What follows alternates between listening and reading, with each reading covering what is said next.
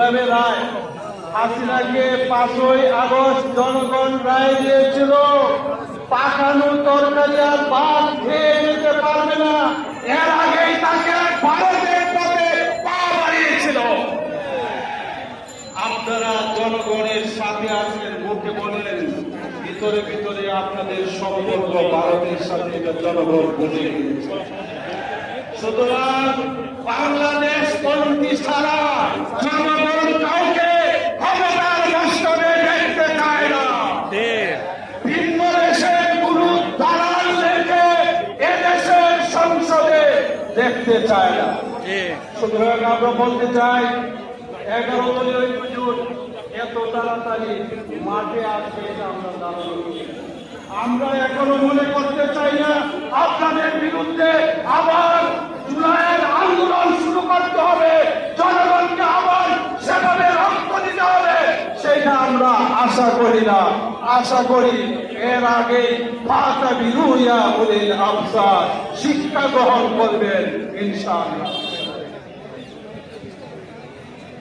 সংগ্রামী ভাই এবং বন্ধুগণ, 11 দলীয় ঐক্যের আজকের এই বিশাল সমাবেশে এখন আমাদের সামনে বক্তব্য রাখবেন বাংলাদেশ জামাত ইসলামী কেন্দ্রীয় নির্বাহী পরিষদের অন্যতম সদস্য, সংগ্রামী সহকারী সেক্রেটারি জেনারেল জননেতা জনাব ডক্টর এস.এম. হামিদুর রহমান আজাদ। বক্তব্য রাখছেন জননেতা ডক্টর এস.এম. হামিদুর রহমান আজাদ।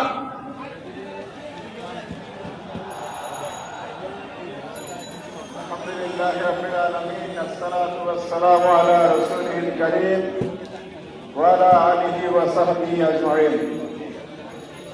আজকের এই বিশাল সমাবেশের সম্মানিত সভাপতি, বাংলাদেশ জামাত ইসলামের সংগ্রামী মেহজাবী জাতীয় সংসদের মাননীয় সংসদ সদস্য মজলুম জননেতা এটিএম আজহারুল ইসলাম, মঞ্চে উপস্থিত নেতৃবৃন্দ, সাংবাদিক বন্ধুগণ, সংগ্রামী দেশবাসী, আসসালামু আলাইকুম ওয়া রাহমাতুল্লাহি ওয়া বারাকাতুহু। সংগ্রামী ভাইরা আমার, আমরা জানি বাংলাদেশে 12ই ফেব্রুয়ারিতে নির্বাচন হয়েছে, একটি সরকার হয়েছে, কিন্তু সরকারের আচরণ দেখে মনে হয় না বাংলাদেশে 5ই আগস্ট 24-এ কোন পরিবর্তন হয়েছে।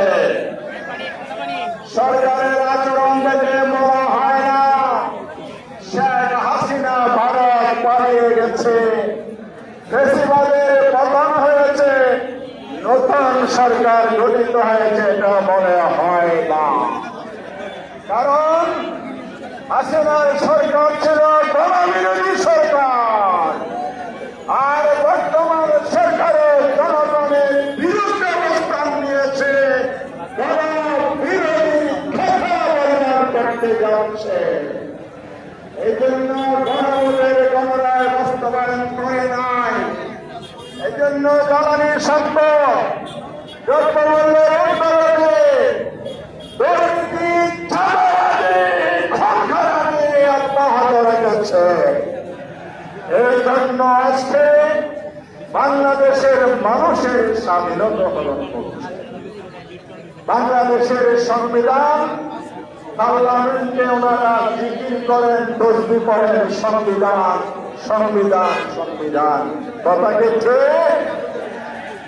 সেই সংবিধানের 39 নম্বর ধারার 2য় ভাগে 39 নম্বর 2 নম্বরের ক্রম, নাগরিকের বাক স্বাধীনতা, বাক এবং মত প্রকারের স্বাধীনতা দিতে হবে। আমাদের রাশের প্রধানের বাড়ি অঞ্চলের অফিসে যখন হামলা হয়েছে বিএনপির সন্ত্রাসীদের মাধ্যমে, মাননীয় স্বরাষ্ট্রমন্ত্রী সংবিধানের কি ভুলে গিয়েছিলেন? প্রধানের মত প্রকাশের স্বাধীনতার অধিকার আপনি রক্ষা করতে পারেন নাই। আমরা আন্দোলন করছি সমানায় কথা বলার, আন্দোলন করছে নিয়মতান্ত্রিক ভাবে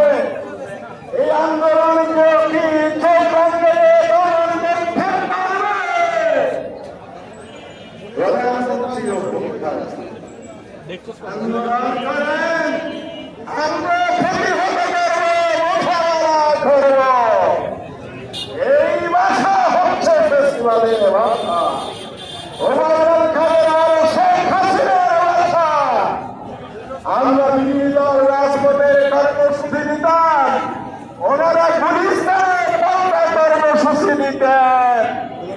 জনগণ যখন রাজপথে আসত, ওনারা আর মোকাবেলা করার সুযোগ পেতেন না বা সাহস করতেন না। সরকারের পেটুয়া বাহিনী রাষ্ট্রযন্ত্রকে ব্যবহার করে পুলিশের দমন নীতি চালাতেন। বাংলার জনগণ ঐক্যবদ্ধ ফ্যাসিবাদের আমলের মতো রাজপথে যদি মোকাবেলা করতে আসেন, এই জনগণ তার বিরুদ্ধে প্রতিরোধ করবে, দাবি আদায় করবে ইনশাআল্লাহ। সবাইকে ধন্যবাদ। আসসালামু আলাইকুম ওয়া রাহমাতুল্লাহ।